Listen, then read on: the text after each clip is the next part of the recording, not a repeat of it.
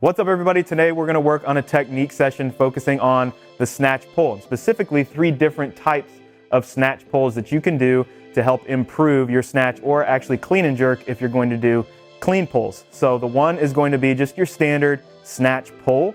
Second one is going to be a snatch high pull. And the third one is going to be what is more generally referred to as a panda pull, or you're going to slightly drop under the bar on that pull. Now we're working on 3 different specific things every time we do that, and there are some points of performance and some things we really want to focus on when we do these movements in order to improve either our clean and jerk or our snatch. First one we're going to talk about is the regular snatch pull, and there's 3 things that I'm really focusing on when I do this. 1 is keeping my arms straight. 2 is pressing my feet into the floor hard, and 3 is lifting at my chest as I pull the bar off the floor. I want to focus on all 3 of these things while I'm doing the movement. It's important to note when we're going to be doing these movements, we're going to be using heavier weights than what we actually clean and jerk or snatch with. So you want to think about adding between 5 and 10% onto your 1 rep max snatch or clean and jerk when we're doing these snatch pulls or clean pulls. Now again, the big thing here is that we're going to keep those arms straight. I don't want to initiate any pull with the bar with my arms early. So when I set up on the bar, I like to think that I'm actually at the top of a push-up, and that's going to force me to extend my elbows, pull myself down slightly under the bar, and keep my arms straight as I lift off the floor.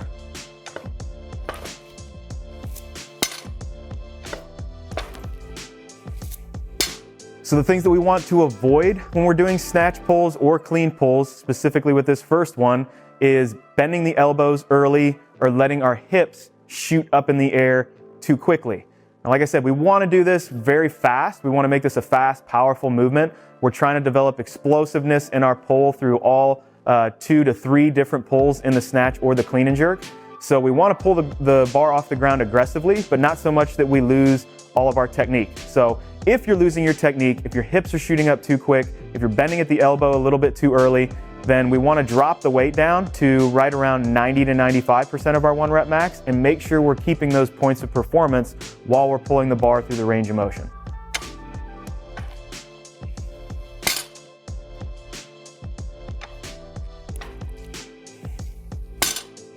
Those are 2 examples of my hips shooting up too high. Okay, so to correct that, I want to focus on driving into the ground with my feet as well as lifting my chest as I pull up off the floor. Second one, like I mentioned, is going to be that early arm bend. So we don't want to do this early arm bend when we're doing the snatch or the clean pull.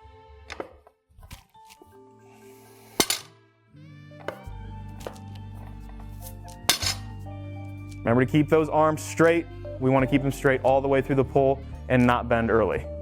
Okay, the third one, even if I keep my chest nice and tall, push through the legs off the floor, and keep my arms straight, it's important that I don't send the bar out away from me after that triple extension.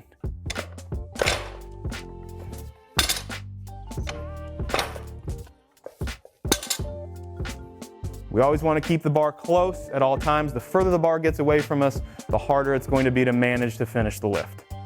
So for the second movement, it's going to be the snatch or the clean high pull. So what we're going to add to the end of this one is pulling our elbows high and outside after we fully extend the knee and the hip. Now the big thing that I'm focusing on here is the same points of performance in the other one, except I want to wait to pull with my elbows until I've fully extended my knee and hip aggressively. And when I pull with those elbows, I'm going to pull my elbows high and outside and attempt to get my shoulder slightly back behind my center of mass or my hip.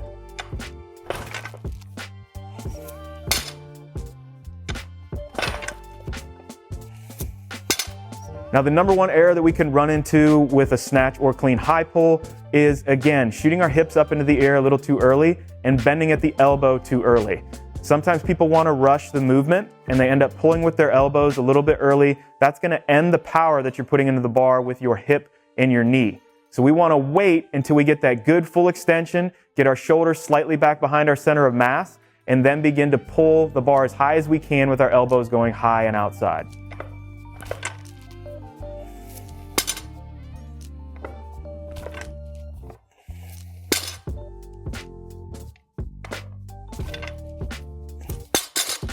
All right, so the last type of pull we're going to talk about is the panda pull. Okay, so all of the points of performance in the execution that we did in the other two movements are going to apply to this one, except for once we begin to pull with our elbows high and outside, we're actually going to bring our body slightly down underneath the bar. So we're going to initiate that drop underneath the bar and try to get the timing right where the pull on the bar is actually pulling your body down underneath. Okay, so we're doing this again to overload the system with a slightly heavier weight than we typically snatch or clean and jerk with to develop that strength and that explosive power with more weight than we're used to.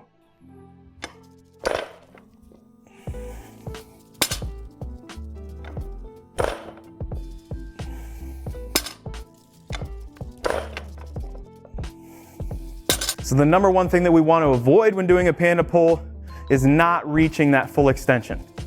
So the tendency is going to be to rush your body underneath the bar to try to get under it as fast as possible. And what you'll miss out on there is putting more power into the bar by extending fully at the knee, the hip, and getting that shoulder all the way open so we can get the bar as high as possible before we pull with our arms and bring the body underneath. Okay, so this is going to be an example of what it might look like if somebody's rushing that redip underneath the bar.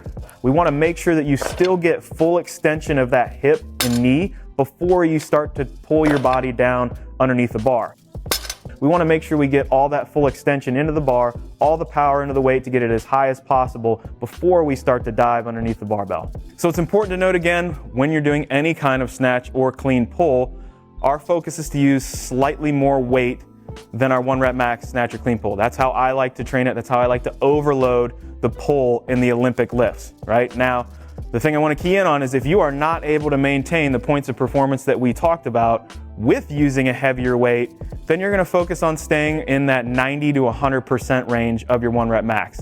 Make sure that you've got the points of performance, your technique, and your mechanics in line before we start overloading and using more weight than we're typically used to. Hope you guys enjoyed this session today. Remember to hit that like button, put any questions you have down in the comments below. And if you want to learn more about this type of training, head over to alwaystrain.com where you can subscribe to the Strength Training 101 program where we cover everything to get stronger in the Olympic lifts, the big three, deadlift, press, squat, bench press, any type of strength training we're going to cover in that program for only $6 a month. So if you want more of this type of training, head over to alwaystrain.com. Remember to hit the like button, subscribe, questions down in the comments below, and we'll see you guys next time.